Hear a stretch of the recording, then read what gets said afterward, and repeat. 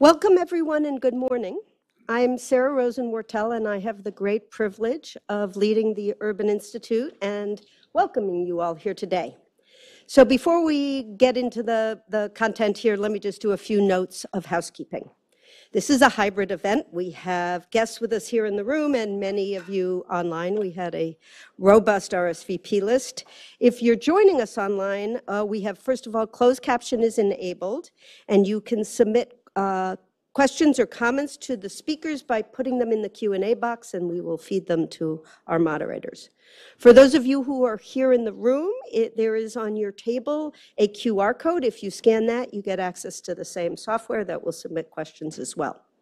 The event is being recorded, and the recording and relevant links will be posted online after the event, including the paper that Urban released yesterday that we'll hear a little bit more about, a detailed review of all of the federal government's programs and supports for small business. We'll be sharing also a link to a post-event survey, and please, if you have 30 seconds to answer that, that gives us feedback on how to make these programs better. Finally, let me encourage you to join the conversation on social media. If you use the hashtag #LiveAtUrban, others will find you who are also watching across the country, and you can share reactions with one another. Now to the meat. I wanted to say, first of all, my job is to thank, so let me say thank you to all of you who are joining us. We had over 500 registrants online, and I was really pleased to see how many different communities across the country were represented. I want to say thanks to especially Wells Fargo for funding the research and providing support for this event, and also to the Bill and Melinda Gates Foundation for helping to underwrite the research as well. My deep appreciation to the Urban team. There's lots of Urban teams that put the event together, but especially today I'll note the research team who did this work over a couple of years, Brett Theodos, who led this team, Noah McDaniels, Sophie McManus, Eric Weaver, and my mentor and good friend, Ellen Seidman, who we're still lucky to have in our community here at Urban working with us, even if from Maine. And finally, deep appreciation to all who are appearing on the program. I'll introduce April Schneider in a moment, who is head of small and business banking at Wells Fargo. It's really important to see how these programs and these efforts work from that side of the house. So really grateful to have you with us, April. SBA Administrator Isabel Casilla Guzman, who's here. We'll introduce her in a minute. Marla Balanik, Melissa Roberts-Chapman, Doug Crisatello, Brian Graham. You'll hear from them all. So why are we here? The short answer is because small business are vital contributors to their local communities and to the broader economy. And over virtually all of American history, small business ownership has been a pathway to opportunity, a critical part of living the American dream. But we live at a time when the American dream is not available to many here in the United States. Economic mobility is not what we like to tell ourselves it should be.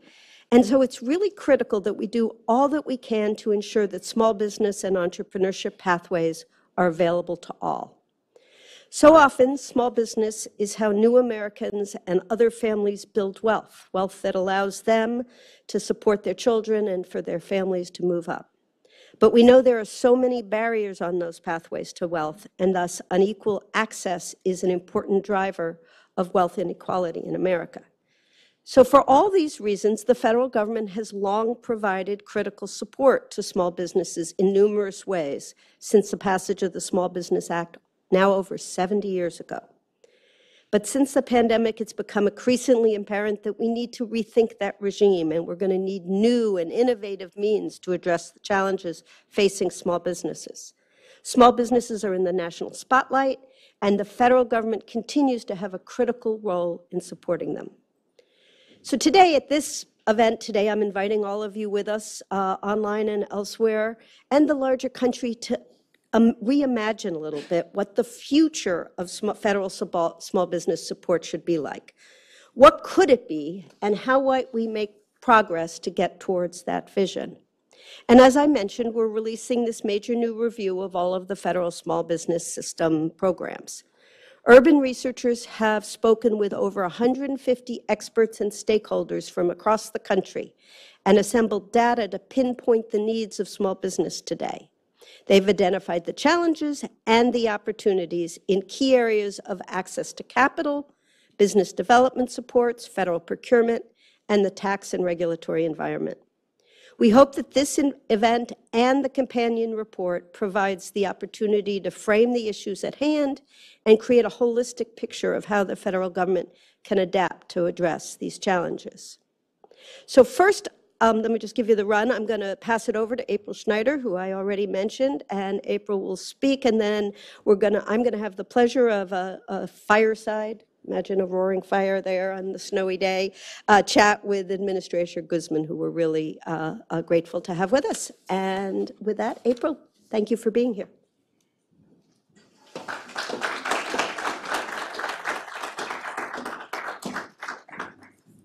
I'm going to start the same way, with gratitude, and I want to express my sincere and Wells Fargo's sincere gratitude to the Urban Institute and both the President, Sarah Rosen-Wartell, and the Senior Fellow and Director, Brett Theodos.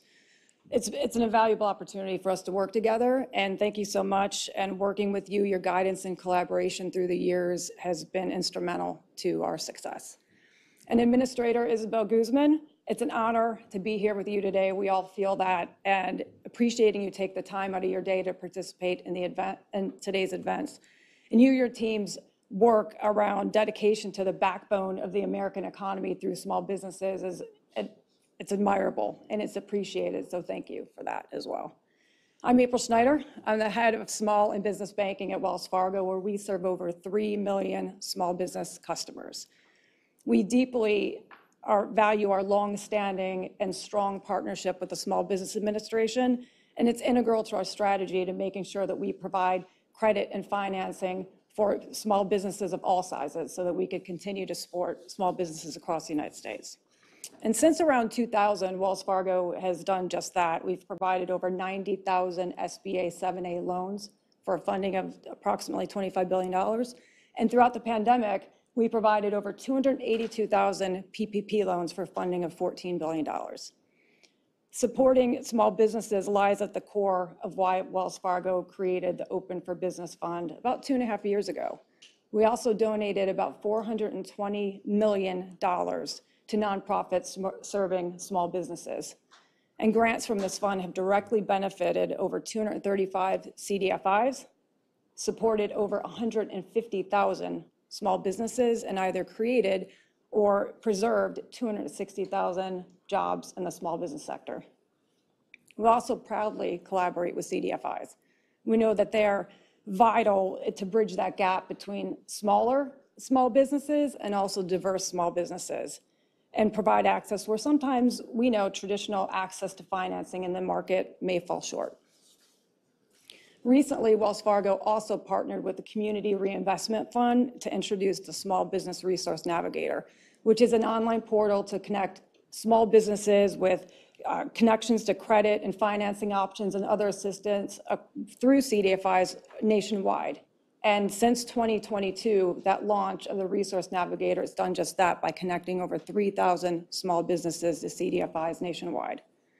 We're committed, Wells Fargo is committed for sure. We continue to foster inclusive recovery, and our partnership with the Urban Institute certainly underscores that. So we appreciate that, and we want to continue to provide that common goal to have additional support for small businesses.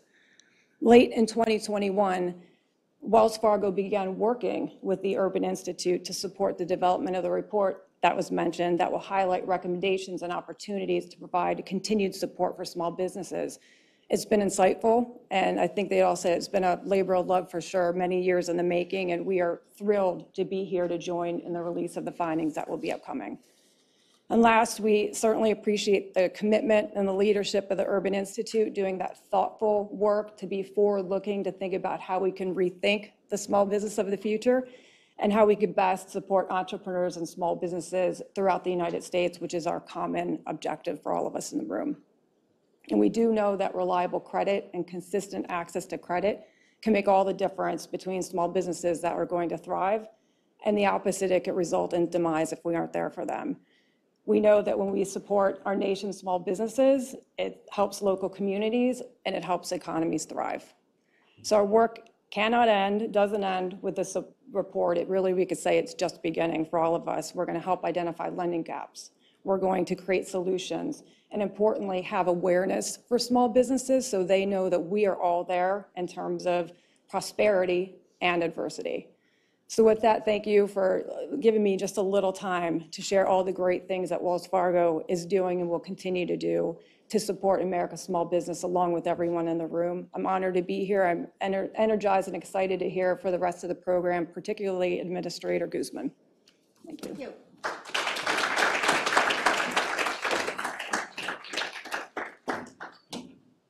So it's now my pleasure to introduce the 27th Administrator of the U.S. Small Business Administration, Isabel Casillas Guzman. This is her second tour at SBA, and in between, she's played a number of key roles across the small business ecosystem. She played a similar role as an ombudsman for small business in California administration and also was at both nonprofit and for-profit organizations. In her current role, she is an advocate for the 33 million small businesses and innovative startups that are across this country. And so we're going to have a chat together, a little fireside chat about her thoughts, the work they're doing now, and the future of the small business ecosystem. So please, welcome.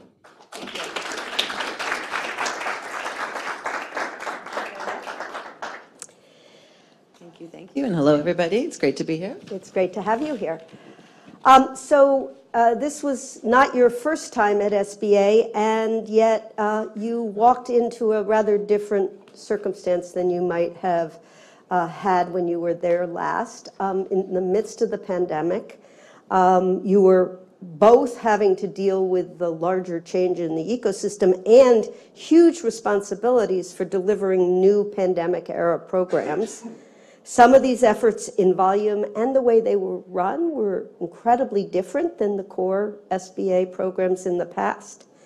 So curious what we can learn from that experience, and particularly what lessons did you take away for how we might do things differently in the future? Thank you. Well, and it's a pleasure to be here at the Urban Institute, Sarah. So thank you. I'm so glad Always this conversation is happening and that you are issuing this report and really, weighing in on the importance of small businesses. And I just want to also thank Wells Fargo, one of our key partners, both on our lending programs, but as well on our investment portfolio. And I think just appreciate stepping up to the plate alongside SBA as all our lenders did. So thank you so much, and thank you for supporting this effort at Urban Institute. And thank you, everyone, for joining. I do think that one of the silver linings of the pandemic was that small businesses became front and center in our conversation around policy, and small businesses were too big to fail. And really, truly deploying SBA to try to meet the needs of the moment, I think was one of the most important things that has led us onto this great trajectory and recovery. And in particular, as the Biden-Harris administration's reflection, focusing on equity and inclusivity and making sure that those who were left behind in early rounds of relief would be able to access capital and access opportunity as a result. And so, of course, things were completely transformed. I mean, we went from putting out about $40 to $50 billion a year overall in all our programs to $500 billion total in the first year that I stepped into this position.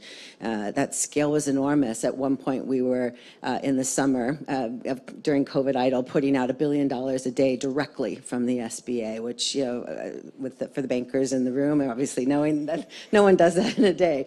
And so truly remarkable, and while, putting in controls to make sure that some of the early mistakes around fraud were not repeated.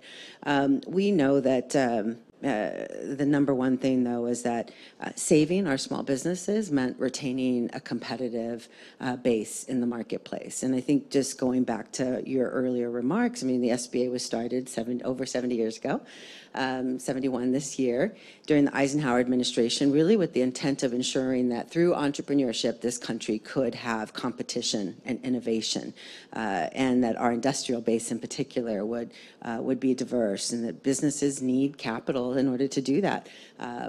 Recovering from the pandemic, was so traumatic for so many of our businesses, but proved their resilience and their ability to not only use the funds from the SBA to recover and maintain, but also to invest for future growth. And so that's why you're seeing the record rates of small business growth in this country. We have record small business applications for the past 3 years, the first and second, third year of all time. Last year, 5.5 million new business applications, overall 16 million applications. And, I think that the SBA is learning from those pandemic reliefs. And in that year where we put out $500 billion, it was about speed with certainty, making sure that we were serving our constituents, leveraging technology, trying to better understand our customer and meet them where they were at the time and where they are today. And I've came in with the mantra of customer first, technology forward, and equitable in everything we did. We had to understand who the face of entrepreneurship is today, and it is changing. It's women and people of color consistently over the past 10 years, but we've seen an incredible growth in Black entrepreneurship in particular, with the number of households who own businesses doubling in the Black community. Latino community is the highest in a decade, the Black community in the highest in 3 decades. So we really know that SBA has to evolve to get back to its core mission of 70 years ago of filling gaps in the marketplace, as we did during the pandemic, of just equitably looking at all of the businesses that needed to survive. You said something which I should have known, but I didn't realize, which is that this pace of small business formation has been sustained. In the early days of the pandemic, some of it was simply people who no longer had a workplace to go to were choosing an alternative business.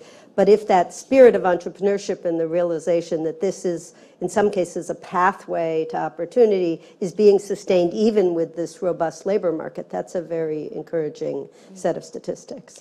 And we've looked at our capital programs from that perspective. Is it how do we transform to fill gaps in underserved communities, which includes startups, but of course, women, people of color, veterans, et cetera. And it's reflected in our numbers as well, because we've doubled our Black lending and nearly doubled Latino lending, and we've seen great results. So you mentioned the focus the administration has had on equity and making sure that our support reaches all of the American small business hopefuls, and yet we also know that attention to some of the efforts at racial equity is now under a different kind of scrutiny than it's been. We've seen with the litigation around the Fearless Fund and others. How in this moment are you pursuing that agenda, and has that approach changed at all in the current environment? Yeah, I mean, SBA has been dealing with its own lawsuits as well. The ultimate case specifically attacking the 8A program, which we're still pending a final judgment on. The Restaurant Revitalization Fund was one of the congressional programs that required a prioritization of certain groups in the beginning, and that was also under attack legally. From our perspective, we're just trying to focus on the small business owners who are starting up and making sure that they are able to compete to grow our economy.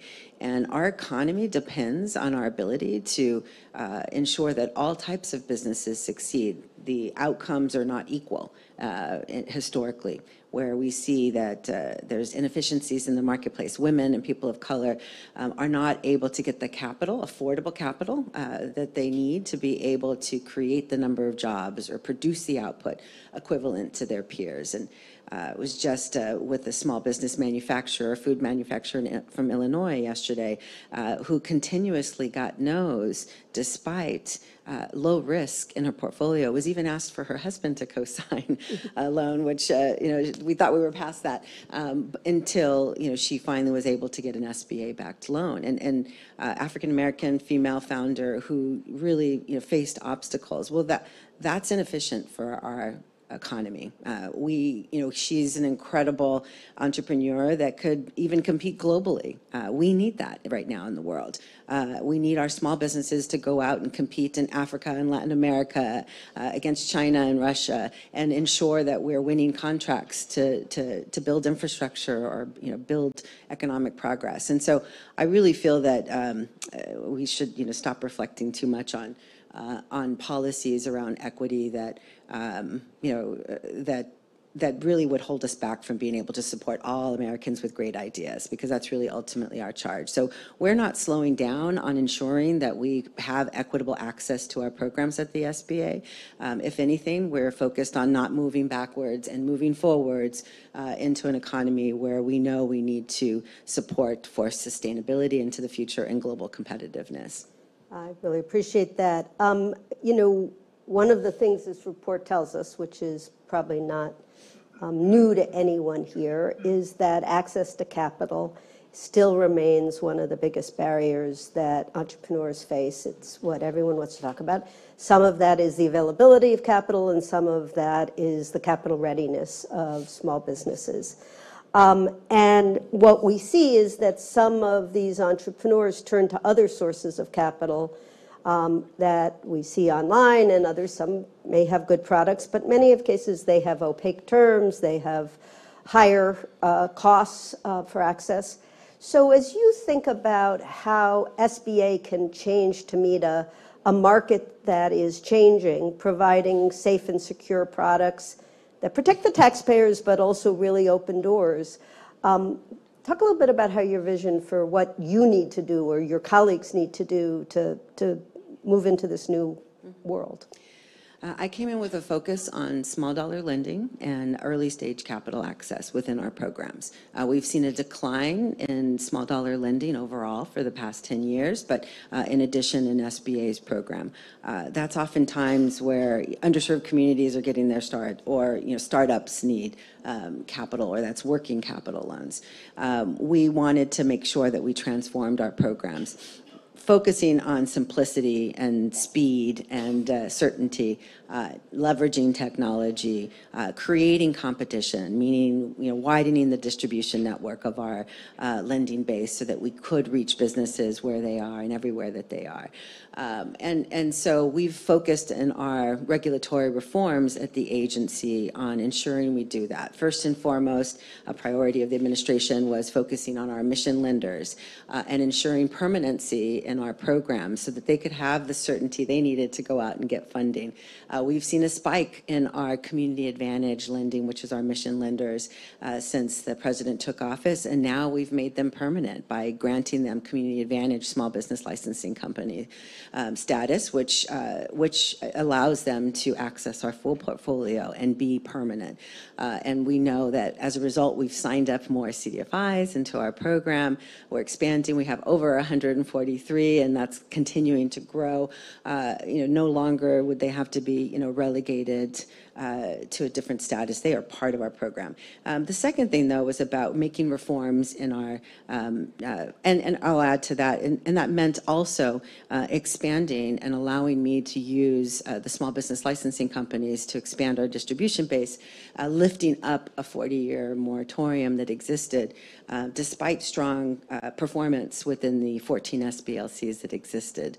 And so we've now expanded. We have 17 SBLCs. These are non-traditional lenders, non-regulated lenders that are in the system. Some of them actually state-chartered, regulated, but non-federally regulated institutions. And so I'm excited because each of them has a focus. One of the new ones focuses on rural expansion in particular. Another one on Native communities, lower 48 tribal communities, as well as Alaska Natives and Hawaiian Natives. So, and then of course another one that is more financial technology driven, a fintech company. So we are committed to competition and expanding the distribution network and simplifying our rules for our lenders overall, deferring to their best practices around underwriting, and ensuring that eligibility is clear and simplified, and that the SBA weighs in with the pre-eligibility screening in order to help support and reduce fraud, waste, and abuse in the system. So I think those reforms really go back to trying to simplify our products so that the borrower ultimately has a better experience,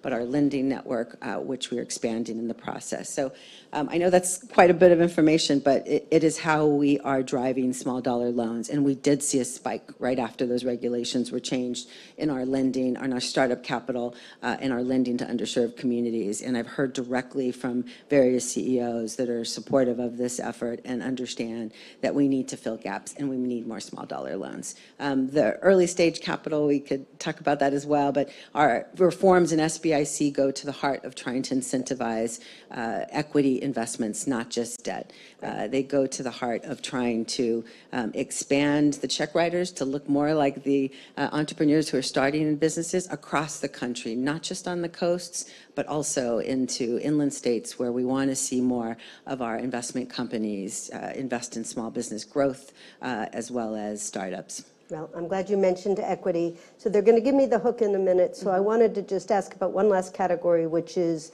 the different kinds of support and development support that SBA gives to borrowers to get them to the point where they're ready to access some of these capital and to help them through managing through the process. I know that the way SBA and sister agencies across the government have approached that is something that probably is one of the places you're focused on trying. So we don't have time to go through all of the different changes you're working on, but what's the vision for how the federal government could be supporting small business in their development?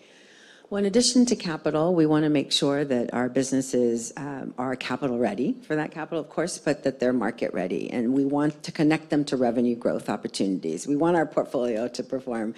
And so connecting businesses to government contracting opportunities, to the investments in America that are happening around the country. Some of that direct government contracts, but others just opportunities to go after tax credits and other things.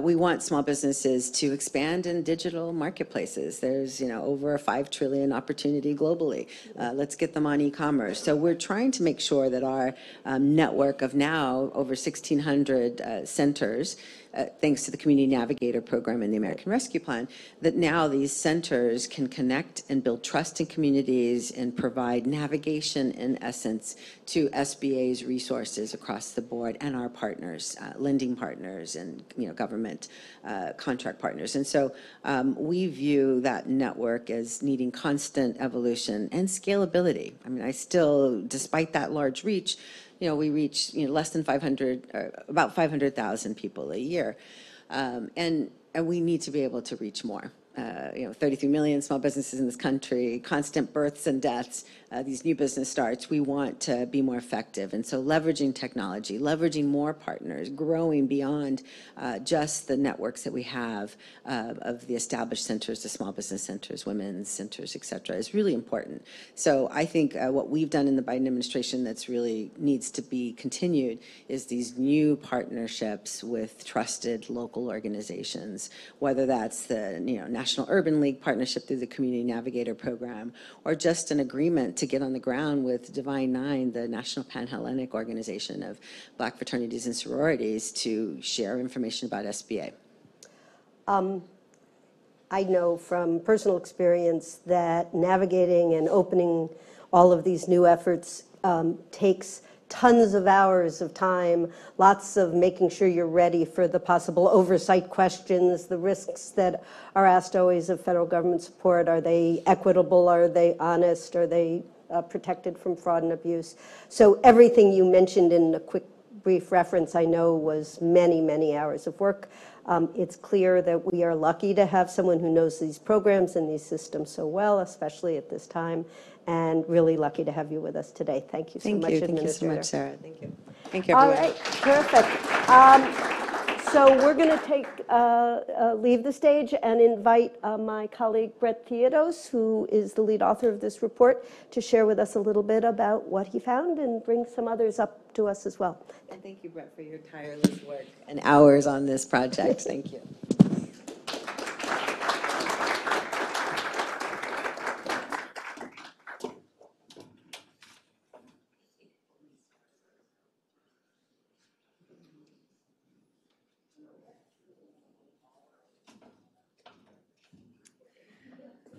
How are we all doing? Good. Good to have you in the room. Thanks for joining online.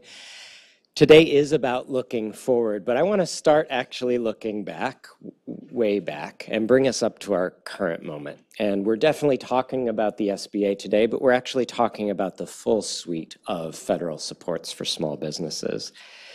Small business wasn't even a policy concern in the US until after rapid industrialization after the Civil War, because before that, all firms were small, practically. Congress acted to protect small businesses from monopolies with the Sherman Antitrust Act in the 1890s and expanded that with the FTC in 1914. It wasn't until the Great Depression that government began to recognize the special need of small businesses, authorizing the Reconstruction Finance Corporation in 1933. The Senate and the House first established small business committees in the 1940s, and as was mentioned, the Small Business Act in 1953 really changed things, creating the SBA. An impressive amount of longevity, an impressive amount of attention over the years, and some impressive bipartisan support. However, policy reform has been repeatedly delayed, as has reauthorization. The Office of Minority Business Enterprise, which later became the MBDA, was established in 1969. USDA's Rural Development Program started in 1973. The EDA launched its revolving loan fund in 1975. Even a newer kid on the block, the CDFI fund, is now 3 decades old. There has been much change, of course, within these programs and others, but also lots of continuity, even too much continuity. The 2.0 version of the State Small Business Credit Initiative was a welcome addition to the landscape, but much more remains to be done. And so today we're dreaming together of how we want and how small business owners need our federal supports to look in the future. I won't belabor statistics about the role that small businesses play in our economy. You've heard them before. The sector has indeed emerged stronger and more robust from the pandemic than many thought was possible, thanks in part to unprecedented federal support. But small businesses are vulnerable and they fail often. Indeed, large firms are growing in market concentration. And so even despite the spurt that we've had recently in small business starts, we are in the middle of a long-term 4-decade decline in the share of U.S. employees who are working in small vis-a-vis large businesses. And so I'd contend that relative to their role nationally and locally, we have not invested adequately in the supports needed to expand and bolster entrepreneurship to all corners of the country. And this is certainly true for some communities and for some groups. Decades of segregation and barriers to accessing capital have held back some entrepreneurs of color.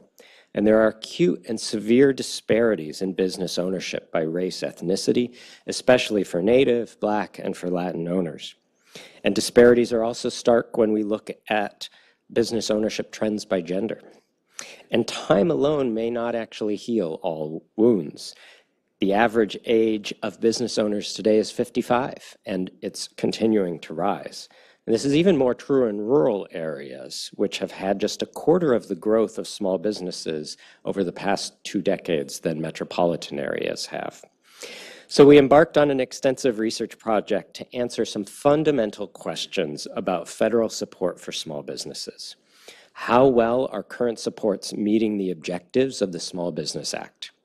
Are the supports sufficiently robust and well-targeted? Are they effective and cost-effective? Have they adequately accommodated technological change?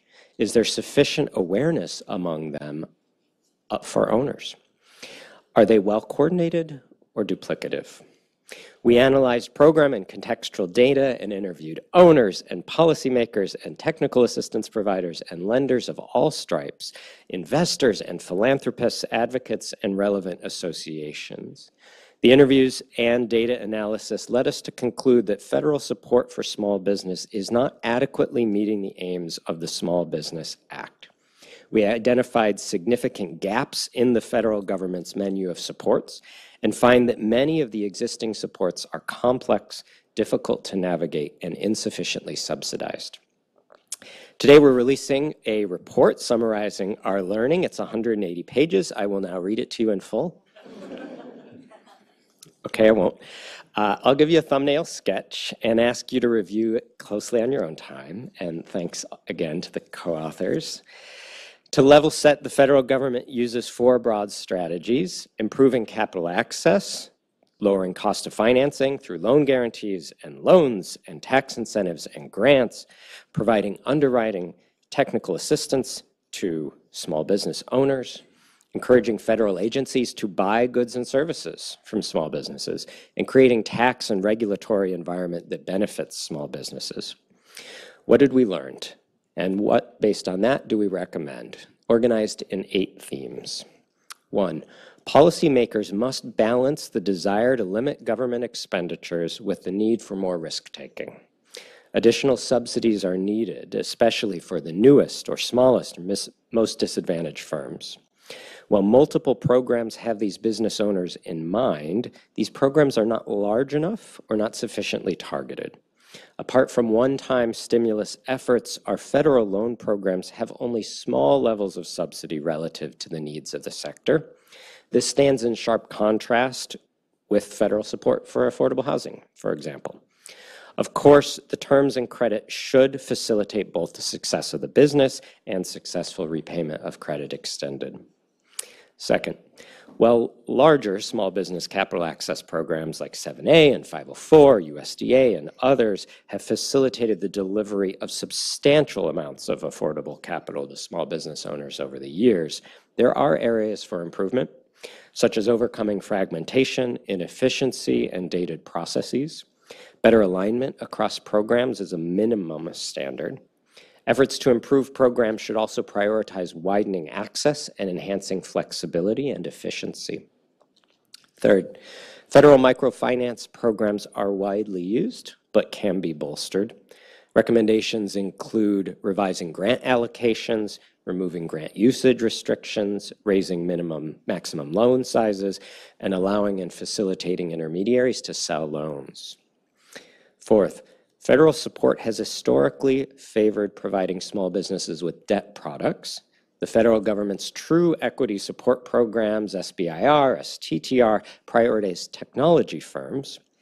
Other federal programs, such as SBIC, aim to fill this gap, but more often function like debt than like equity. New market tax credits and opportunity zones were created to provide equity financing to operating businesses, but largely do not.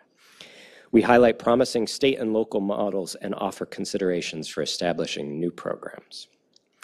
Fifth, interviewees described many positive aspects about the flexible tools available to the CDFI fund.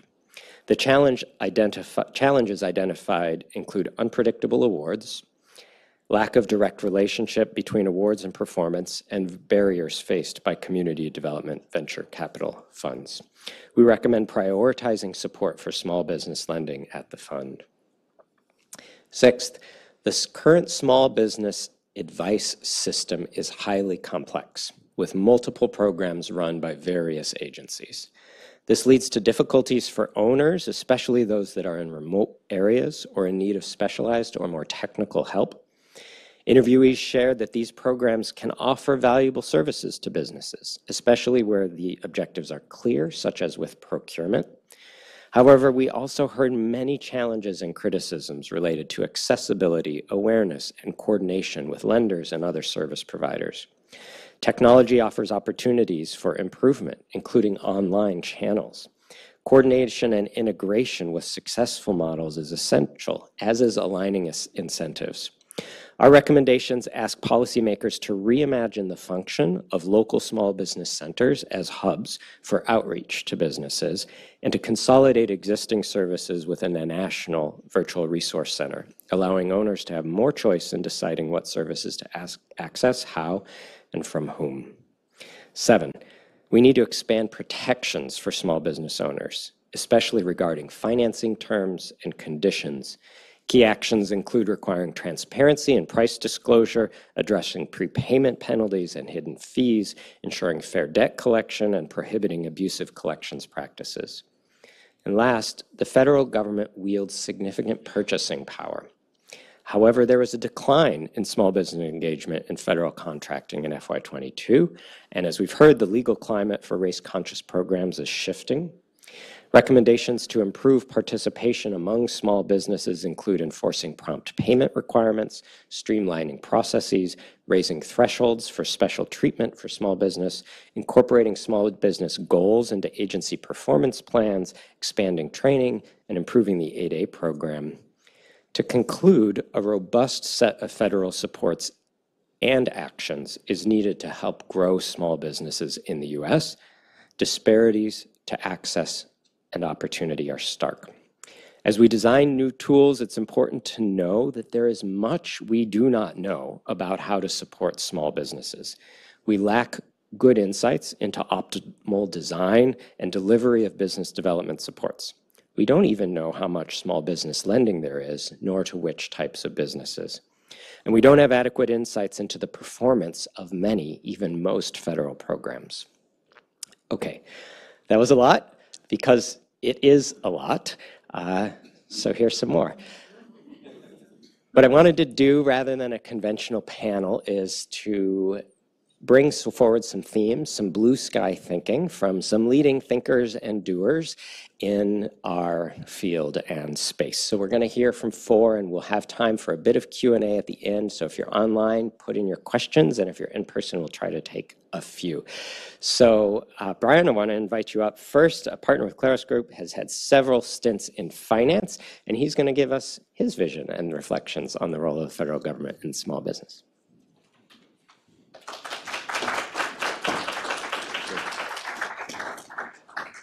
That introduction was fundamentally misleading, and I apologize for the fact that I am not a leading thinker and have no vision. But I did watch the Super Bowl, and I was struck by the fact that it turns out that Travis Kelce has a go-to move, just like most of us do. His go-to move apparently is to scream at the top of his lungs the lyrics from songs like "You've Got to Fight for the Right to Party." But I think it was interesting to me because it resonated with what I think the federal government's go-to move is when it wants to help a sector, which is some form of lending guarantee program or subsidized lending program. That's true in small business, it's true in student lending, it's true across the whole spectrum of things. And I think it's important to think about what that tool, what that mechanism to support a sector brings along with it, particularly in the context of federal budgeting rules and accounting. Because the fundamental challenge is that for that to work the way it does, for that to deliver subsidy without requiring massive appropriations, the loans have to be repaid. And that creates an inherent conflict when you're trying to deliver subsidy that's larger. It also creates an inherent conflict when you're trying to serve organizations like truly small businesses that are just inherently more volatile. They fail more frequently. We've taken that approach to small business, because to a hammer, everything's a nail. And I think SBA has done a remarkable job with that tool. But the incentives are at work, and you can see them in the numbers. The average 7A loan is over $500,000 in size, which is about 5 times the average revenue for small businesses. 40% of small businesses have less than $100,000 in revenues. The eligibility criteria for a small business administration loan, they're, by the way, incredibly complex, but and vary by industry and all sorts of things. But define as small businesses that have thousands of employees. 85% of small businesses have less than 20. So when you start to think about it, the incentives and the constraints that are inherent in the tool we're using to help small businesses are playing out in real time. In order for the SBA lending program to function effectively, it needs to have the loans paid back. That translates itself into underwriting criteria and standards and implicit and explicit preferences for larger small businesses and for more established small businesses. And that's got important implications when most of the small businesses aren't that. The other thing that happens is programs, and Brett mentioned this, programs that are ostensibly designed to serve that smaller sector kind of get an overlay that's consistent with the kinds of terms and conditions that apply to bigger small businesses. So the micro lending programs at the SBA typically apply very similar underwriting standards to those applicable to the larger, kind of more standard 7A programs. And programs that are designed to provide equity inevitably find themselves transformed back into debt. So SBIC, as an example, is really just a subordinated debt kind of instrument, not an effective way to deliver equity. So the tool we're using is defining the outcome, and I think it's important for us to ask whether that's the outcome we're comfortable with, particularly given how important small businesses are, truly small businesses are to the economy, to equity and opportunity, and all those kinds of things. Before we talk about things we could do other than lending, I think it's important to say that there's some kind of rays of sunshine on the lending front that suggests that we've got the ability to extend that tool even further than we have before, largely driven by the access to technology. So one dimension is it can dramatically reduce the cost of customer acquisition, which, as every lender knows, is probably the preeminent challenge in making small business loans to ever smaller companies. I think that's hugely powerful. I think the ability to access data on small businesses are often this weird combination of a consumer and a business, and the ability to access that information through tools like open banking tools, Plaid, et cetera, is incredibly powerful, both in terms of making better lending decisions and in terms of reducing those costs. And I think advances that are being made on cash flow underwriting in both consumer land and in small business land kind of promise to stir all that together and come up with better techniques.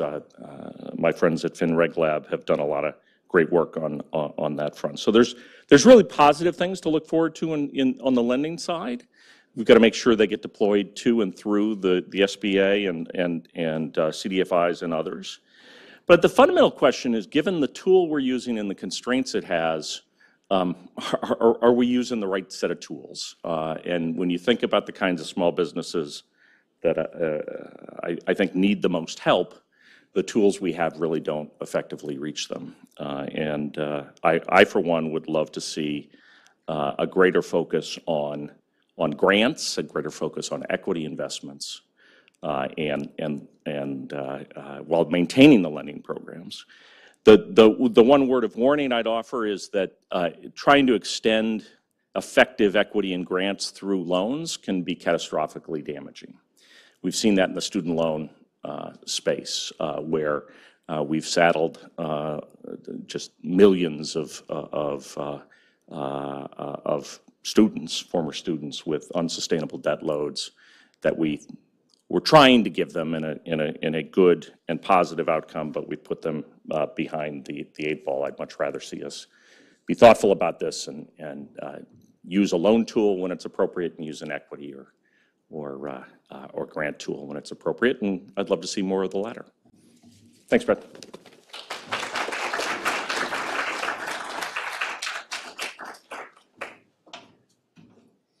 Doug is up next. Doug Cristello. He is now a fellow with Arnold Ventures and has had many stints in and out of government, and will offer some reflections for his vision.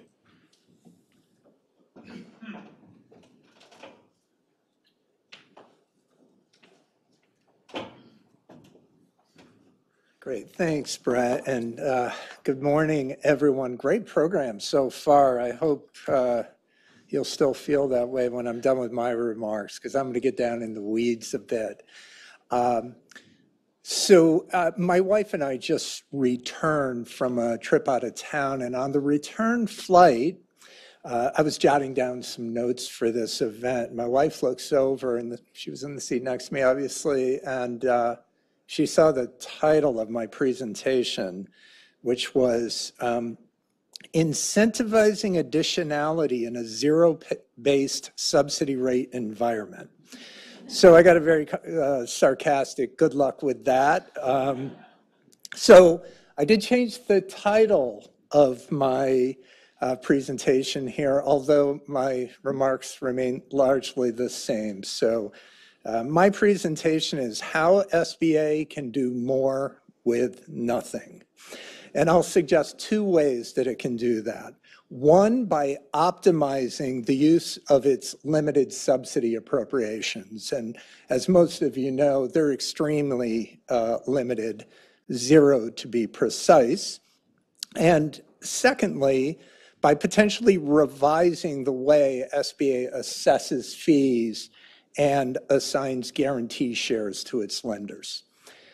Now, here's the fun part. To explain these ideas, I'm forced to dive into the minutiae of how the U.S. government budgets for credit programs. And notwithstanding my wife's warnings, there's no getting around that. So very briefly, while a cash basis is used for most types of federal spending, when it comes to credit programs, it's done on an accrual basis to capture the long-term costs of making and guaranteeing loans.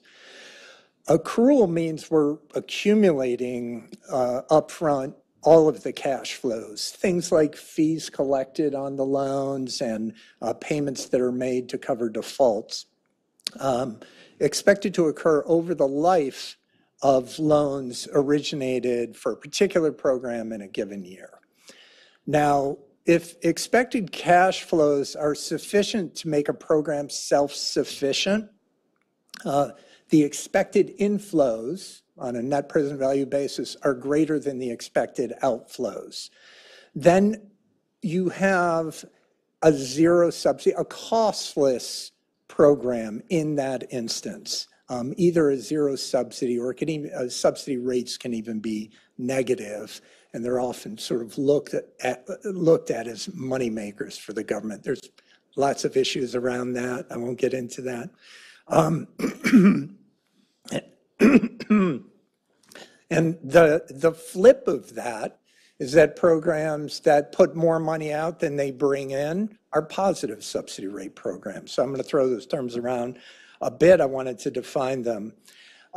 But importantly, just because SBA's programs reside in this zero subsidy rate environment, it doesn't mean that there aren't subsidies being extended. Really what's happening is that certain, you might consider them safer bet loans, are cross-subsidizing riskier loans, or at least loans that are perceived to be riskier. And at the end of the day, the weighted average subsidy of various types of loans comes out to be zero. So operationally, the cash flows of guarantee programs, they run through what are essentially loan loss reserve funds. In government budgeting parlance, they're called financing accounts. Those reserve funds are capitalized with the fees, primarily given the fact there's no appropriation for SBA guarantee programs. Those reserve funds are capitalized with fees, both borrower fees charged up front and lenders pay fees over the life of the loan. And that's our reserve. So if a loan defaults, that reserve is tapped to reimburse lenders for amounts covered by the guarantee. And do defaults occur? Of course. Are they a problem? No, not if those reserve funds are sufficient to cover the defaults. And I should also mention that SBA has a Treasury backstop to take any funds that are needed to cover defaults to the extent that its reserve funds are not sufficient. But that has implications for budgeting going forward. The operational challenge here really is to balance the various types of loans guaranteed to ensure at the end of the day that the reserve funds break even. They don't need a bailout from Treasury, and you haven't overcharged borrowers and lenders for participating in SBA guarantee programs. I'm primarily talking about the 7A and 504 programs here. So this leads me to my first recommendation. SBA really needs to, excuse me, SBA should optimize and leverage its zero subsidy towards maximum efficiency. But doing that is no easy task. Data from the president's most recent budget shows loan performance on a year-to-year basis has really bounced around quite a bit. If you look back at the 90s, SBA borrowers outperformed expectations, and they've been outperforming expectations here since the financial crisis, but there have been some years where they've underperformed during the financial crisis, during the pandemic.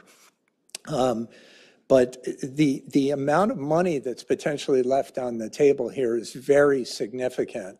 Using data from the president's budget, it looks like about $7 billion in fees that have been assessed on SBA lending on 7A and 504. There have been, more fees than were necessary to cover defaults on those programs. So I throw that out there. It's a pretty involved task to ensure that SBA is maximizing the efficiency of the programs. But I wanted to mention, and that's something SBA can do administratively. If we think about legislation, I think operating in a zero subsidy environment could be done better if SBA was allowed to vary its guarantee percentage and fees charged depending on the type of loan made. Now, I don't have ready-made categories of risk that SBA should use, but clearly SBA could be more strategic about the types of loans that it wanted to make, it wanted to incentivize its lenders to make, and how the guarantee percentage, at times it might need to be lower. At other times, it could be higher. So right now, SBA generally uses the size of the loan as a proxy for risk.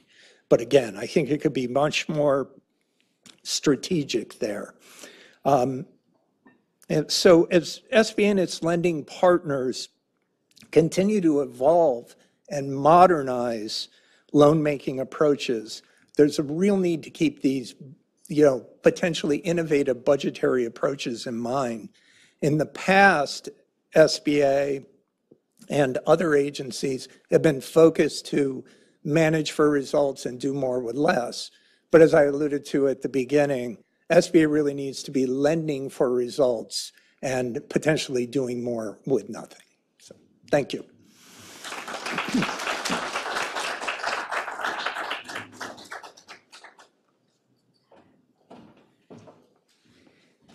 Next up is Marla Volanik, CEO of National Association for Latino Community Asset Builders, previously director of the Latino Economic Development Center here in DC. Going to focus less on the SBA, I think, more on the CDFI fund, but welcome you to share your thoughts and vision for the federal role.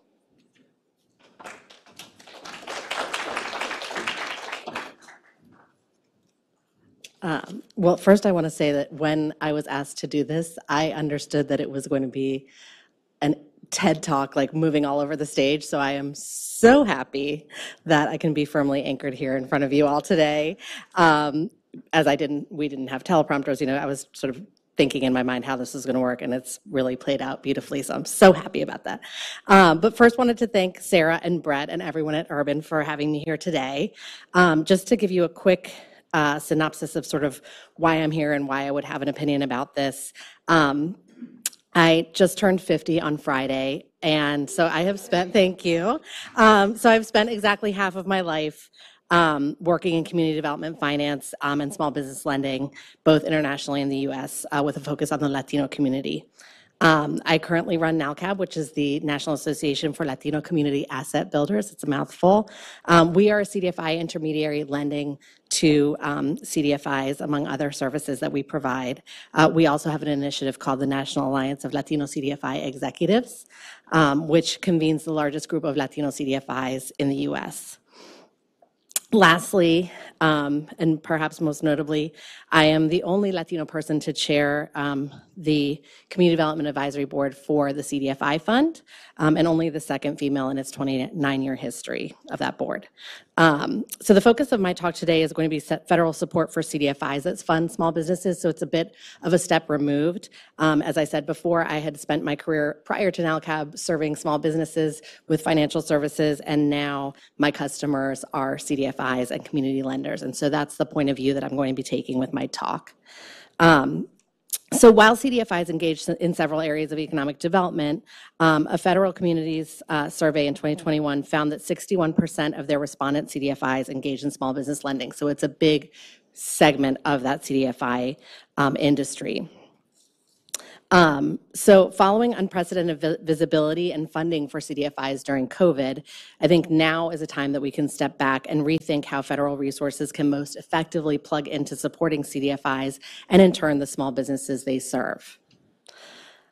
So what I have found now in this role is that much like the small businesses that they serve, CDFIs that lend to small businesses find themselves facing challenges when it comes to accessing resources to fund their work.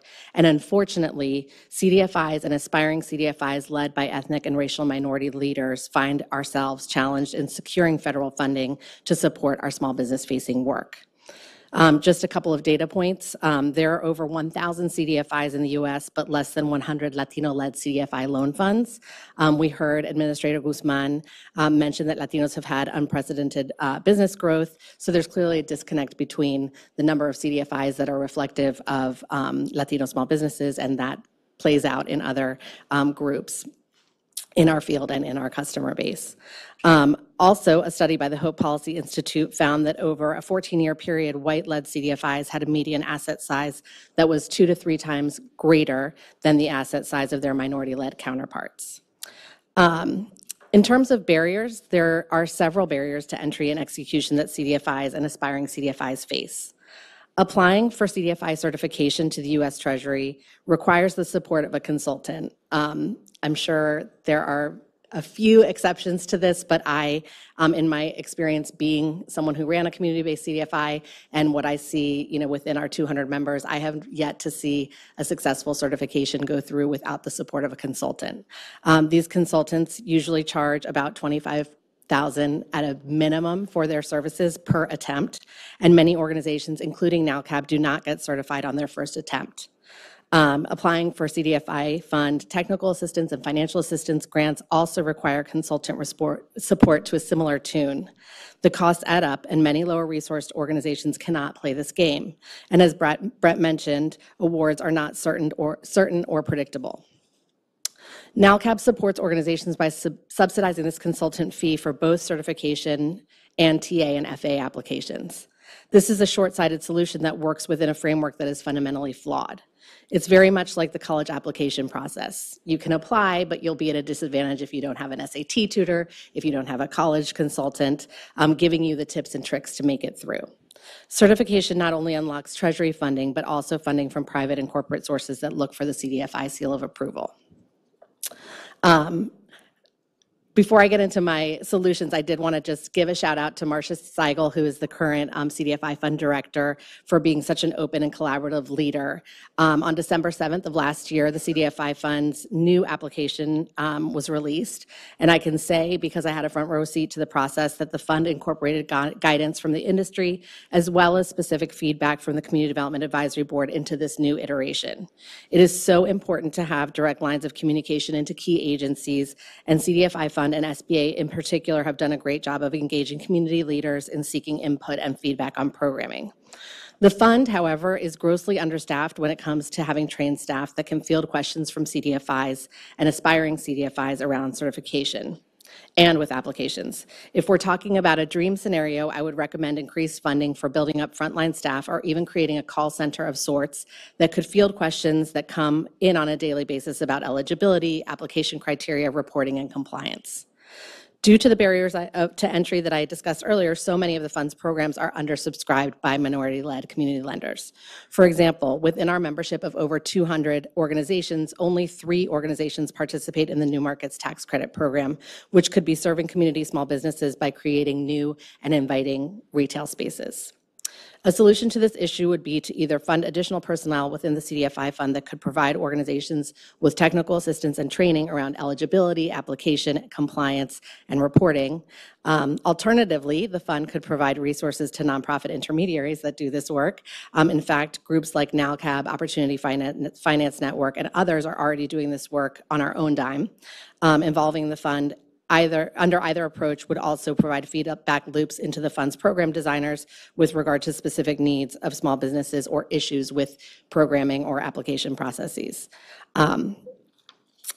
Lastly, government could fund or reward community lenders that successfully implement CDFI fund programs to mentor other organizations that aspire to become certified and to implement key programs in their communities.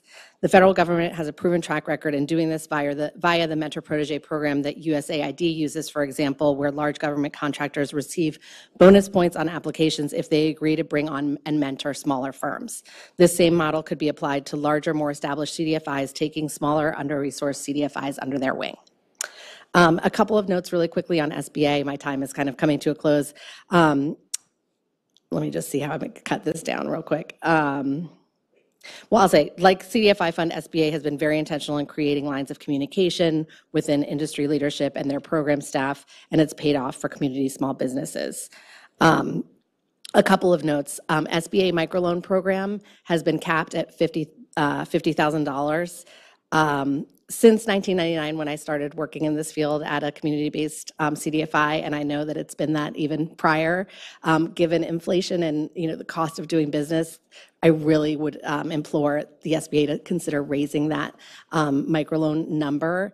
If you could imagine, if you had a restaurant, for example, that would probably cover one piece of equipment, and then then what do you do? So this is just something to point out how there could be an improvement there. As far as NALCAB, the second highest uptake within our membership around SBA loan programs is the Community Advantage Program, which provides loans up to and in excess of $250K to small businesses. We were very encouraged, Administrator Guzman talked about this, with the expansion of the Small Business Lending Company program last year, which will expand small business lending in underserved markets.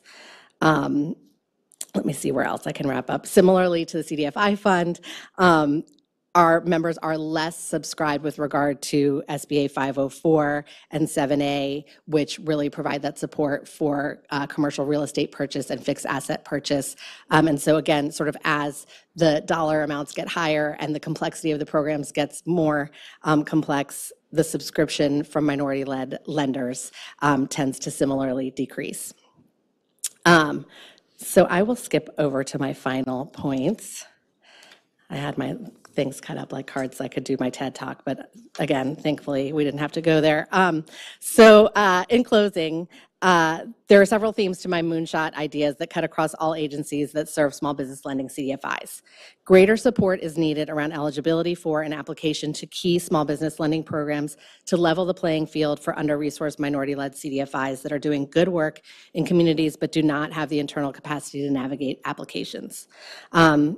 The same challenges emerge with regard to compliance if and when organizations are awarded funding.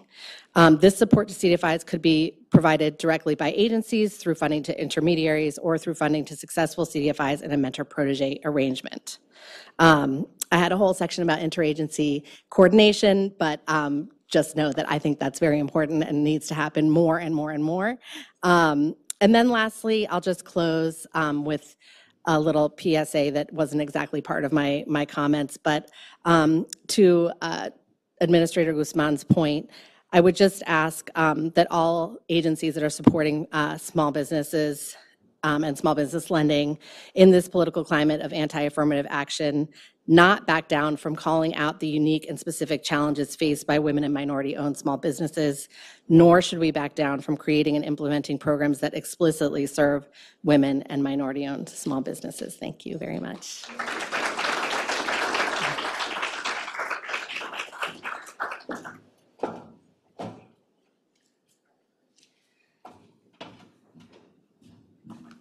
Last and not least, let's welcome Melissa Roberts-Chapman. She is Regional Innovation Officer at KC BioHub. Before that, she was leading entrepreneurship work with the Federation for American Scientists, and before that, grant making with Kauffman Foundation in the entrepreneurship ecosystem space. She's going to talk about that ecosystem, about business development services. I have a feeling that if we picked anybody in this room and brought them up there, they would have had 10 minutes of very cogent thoughts as well. I have the feeling the same is true for you all listening online. So we'd love for you to pop in some questions, and we'll also have a mic. And after Melissa's talk, we're going to have the lightning speakers come back up for a couple of minutes to try to wrap and reflect together. Thanks.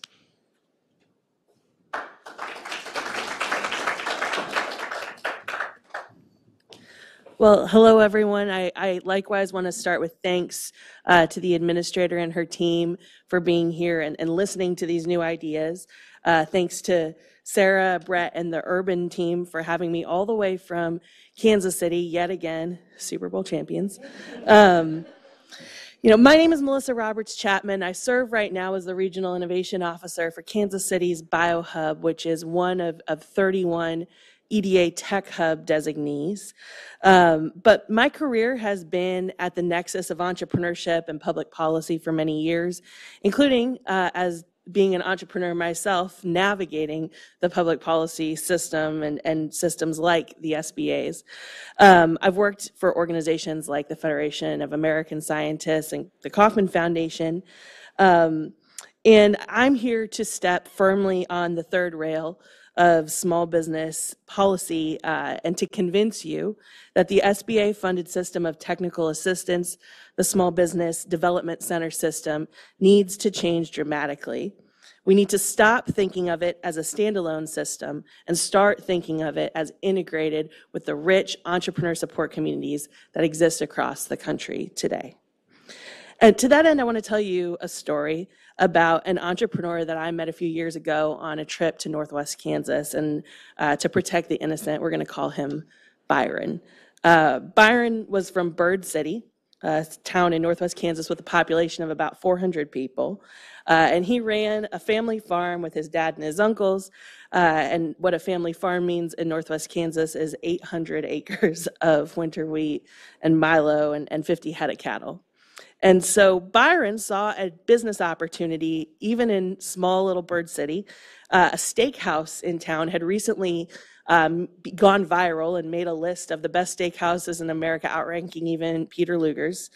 And because of their newfound success, they were having trouble finding a steady supply of prime beef.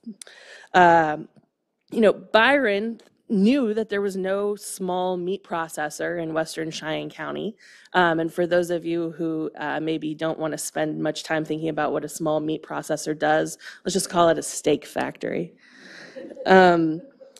So Byron thought that if he could open a small meat processing facility and grow his family's herd of cattle, not only could he help provide a steady supply of beef for this business in town, he could diversify his family business, and he could kind of have a part of that legacy to call his own.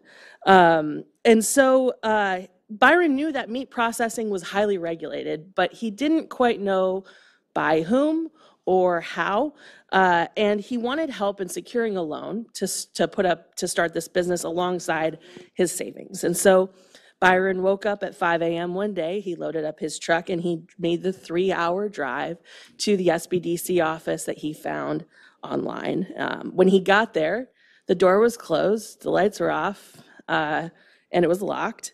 And so he called the number on the sign, and he was told that the office was only open on the first Wednesday of every month because it was a location for someone that that rotated between 4 offices across Western Kansas, and he could come back later that month if he wanted to meet with them in person.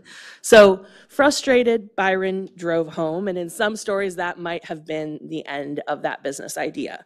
But the reality is that Byron didn't need to go anywhere at all to get the help that he needed to start his business, as he later found. Cheyenne was part of an e-community, which is a state-funded network of local lending circles. He was 1 county away from a K-State Research and Extension office and a USDA officer.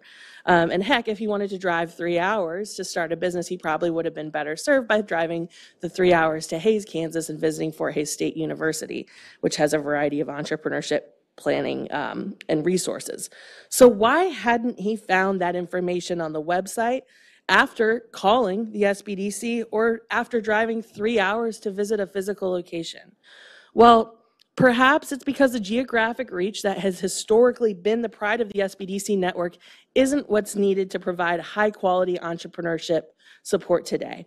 And that's not to say that the SBDC system, like many, is not full of great and well-meaning people, but the excuse that, there are bad apples in any profession or that people are doing the best they can, in my experience, businesses that use that as an excuse to avoid continuous improvement usually deserve where they end up. And after all, if you have a district in every congressional office, but you have an office in every congressional district, but the door to that office is closed and locked and dark, do you really have an office at all? Byron's experience is evidence that the SBA's funded small business support system needs to change dramatically, and I'm recommending today 3 ways to start that process. The first is to recognize the invention of the internet.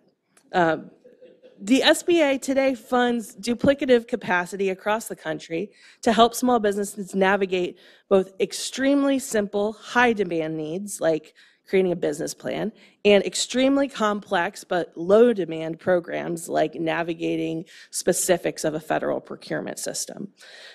Instead, it should invest in creating high-quality virtual resources to serve both these ends. For the simple challenges, those needs can be better served by online asynchronous programming, and on the complex end, those can be better served by centralizing caseworkers that can work alongside businesses, but have a very specific scope of expertise. This requires doing more than renaming PTAC's Apex accelerators. It means turning them into a team of highly competent caseworkers and stopping that process of funding dormant capacity across the country. The second recommendation is to incentivize collaboration and specialization for SBDCs.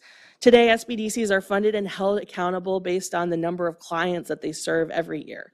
This encourages them to pursue quantity over quality, to be all things to all people, even and perhaps especially when they lack the proper expertise, and therefore provide duplicative services of lower quality.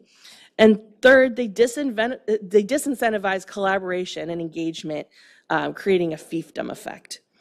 Instead, they should be held accountable for serving not only clients that meet their clear area of expertise, but more often creating handoffs, connections, and reaching out to new communities. SBDCs, if and when they exist, they should complement other non-federally funded organizations and concentrate on filling gaps in the specific ecosystem in which they are present, not duplicating services. That means that they should pick an area of specialization in close consultation with the other actors in their entrepreneurial ecosystem and design high-quality programming around that area of expertise, and that might be different in different communities. And finally, they should collaborate closely with others in the ecosystem or be held accountable for failing to do so. And this, by the way, is the same advice I would give any other entrepreneurship support organization in any community in the country.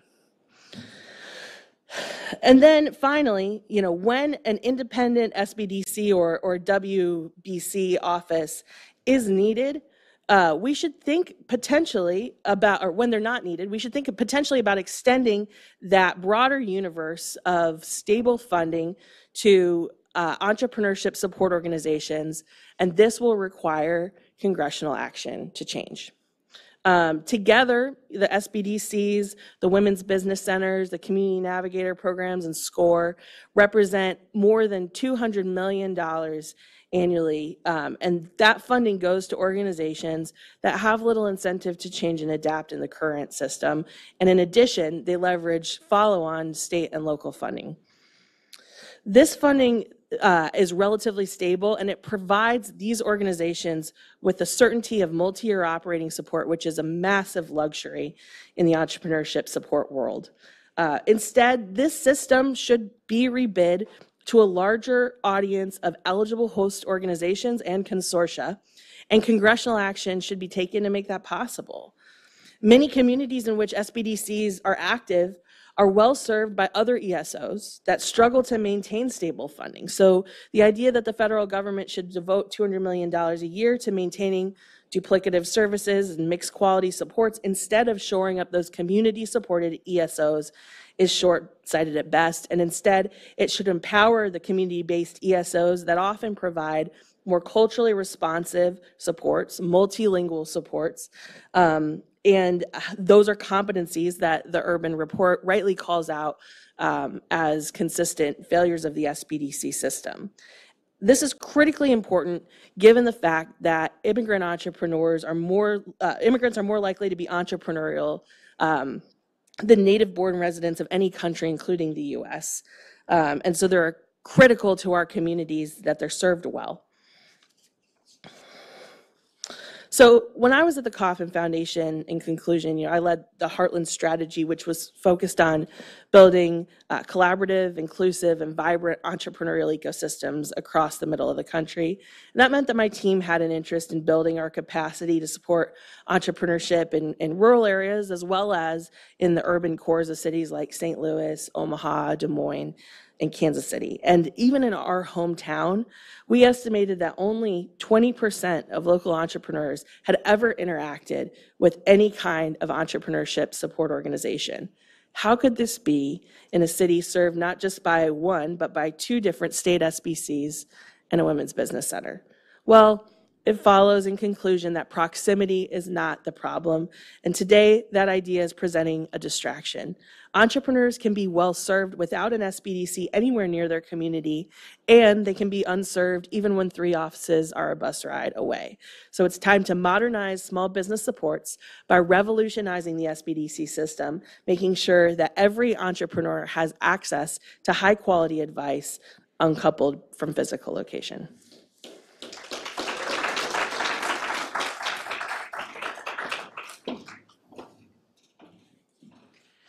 I know we're approaching the lunch hour. I hope we've given you ample food for thought, if not food in your belly. I want to have our lightning speakers come back up. We're just going to have a couple of minutes, take any questions or reflections from the room. We've got a few online as well.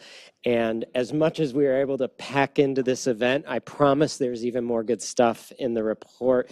We'll be a little bit of a teaser. We'll be doing an event and having another publication come out this spring that will really speak even more to the procurement landscape and how that's changing and what's needed there, for example.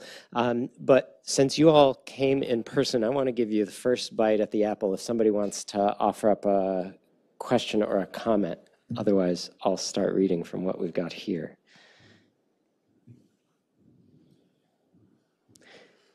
Y'all are a quiet group.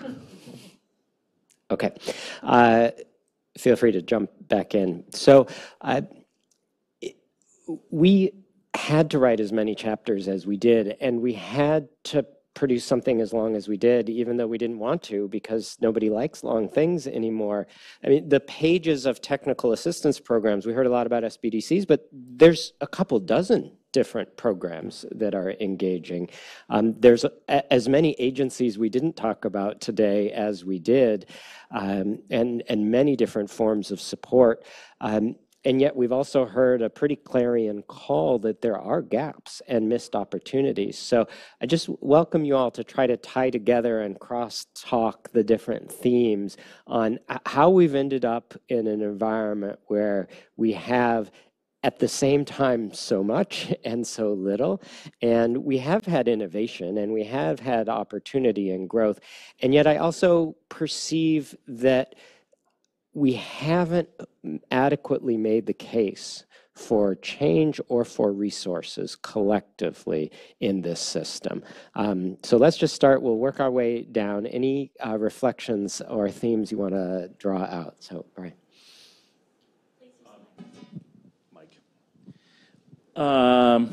Any reflections or themes? I guess I would say that there's no such thing as a small business, so there's going to be no such thing as a support system for a small business. The world is complicated, the economy is complicated, these businesses are large and small, they're in different stages, they're doing different things, they have different needs for either personnel or investment in fixed equipment and those kinds of things. So it strikes me as inevitable that you'd have like a lot of things out there. I think it's a much better question as to whether all the things that are out there are well organized, efficient, targeted appropriately. But I think it's hard to imagine you'd have anything other than a pretty complicated sector. One more reflections, if you don't mind. Your pizza oven point has stayed with me. If you don't mind adding that context, how the capital needs are different for small businesses than they might have been historically, and they are less intensive to capital, to physical things. And how do our programs intersect with how small businesses look today and what they need to be financing?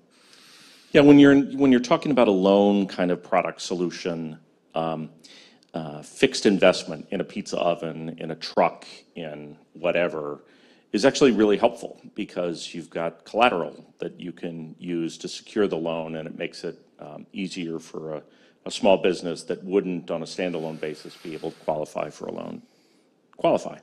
That's great. But the U.S. economy has shifted dramatically, and the small business economy has shifted dramatically over the last couple of generations, such that there are far fewer pizza ovens and far more service-oriented businesses that are small businesses that need help, which means that a lot of small businesses don't really have a path to find that that loan solution. Because they can't qualify for credit on a purely kind of cash flow basis, and don't have embedded in their business the collateral that the pizza shop might have. So we need different structures and programs to support. Okay, Doug. Yeah, I think this topic is critically important because the programs that are used by the U.S. government to support small businesses are, you mentioned the new kid on the block is the CDFI fund, and that's from the mid-90s. There hasn't been much evolution in the past several decades here, and there is a real need to modernize and use data and be more strategic about how, and more integrated about how we provide support. I think the comments on the Small Business Development Center program were spot on. We really do need to integrate those activities with the other assistance that's available. And, one thing I would mention on SBDCs, they're frequently at universities, which can be an impediment, to a small business sort of having the courage to go to a university and seek out assistance. So, we could talk all day about virtually every program, not just at SBA, but across the federal government, and how there's a need to bring not just a whole of government approach, but sort of the full enterprise of the U.S. to bear here at the local, state, philanthropic, for-profit, and government levels, and federal government levels. I just realized that I had a microphone here. So, well, I just wanted to add one thing. When we were planning this out, there was one point in time when I was thinking about potentially talking about the technical assistance topic, which I'm so glad I didn't, because everything you said, underline, highlight, exclamation point, 100%. But one thing I wanted to share that just tags on to what Melissa was saying about technical assistance is there is no baseline standard for small business technical assistance that exists anywhere. There's no certification to be a small business technical assistance provider. And I agree with your point that, every business is different. Every business is going to have a different set of needs, as unique as a snowflake. But I think what's interesting is, and I have personally been in the shoes of being a small business technical assistance provider, it's 100% precedent-based. So until you've served a business that had that need, you don't know what to do to serve a business that has that need. And in a prior life, I lived in New York and worked under Bloomberg Small Business Services division, and they actually did have a training program and a test that you had to pass in order to get in front of a business. You could not sit down with a business until you had memorized just some baseline, like business planning, what you would need for a loan. In that case, it required also memorization of a bunch of sort of city-related incentives and programs. But I do think there's actually a role. I'm typically for decentralization, but I do think there's a role for the SBA or some other agency to sort of take on creating a baseline standard, because to Melissa's point, depending on where you walk in, you could have two completely different experiences. Where you go, who sits in front of you, their base of knowledge, it's just very variable, and I think it does a disservice to entrepreneurs. Thanks. And Brett, to your point, I think about the growing complexity in this world attributable to things like the CHIPS and Science Act and these investments that we're seeing in kind of innovative industrial policy. Certainly that does or ought to impact small businesses that are part of critical supply chains and things like that. And as a result of investment in these kind of programs that are targeted at innovation-led businesses but have applicability to small businesses as well, I think there's this huge explosion of different potential lending programs being created, as you said earlier, across the federal government, at DOE, and elsewhere. And I think we've been talking about maybe criticisms or points of improvement for SBA today, but we'd be remiss not to recognize that they have an important and specialized capability in the federal government in managing massive loan programs well. And so it seems to me like one other opportunity that folks across that spectrum should be thinking about is strategic agreements as they made between the SBA and the DoD Office of Strategic Capital to help administer those funds and kind of take advantage of the SBA's expertise, bring in some kind of maybe cross-agency revenue, and make sure that we're not reinventing the wheel across the federal government yet again. So many opportunities for things like that today. Thank you all for joining online. Thank you for joining in the room. This is a great discussion to reflect on where we've been, where we are, where we could go. I hope we've given you some good blue sky thoughts as we envision how we want our federal supports to best engage in the small business community. Thank our speakers, to include the administrator and Sarah, and take good care.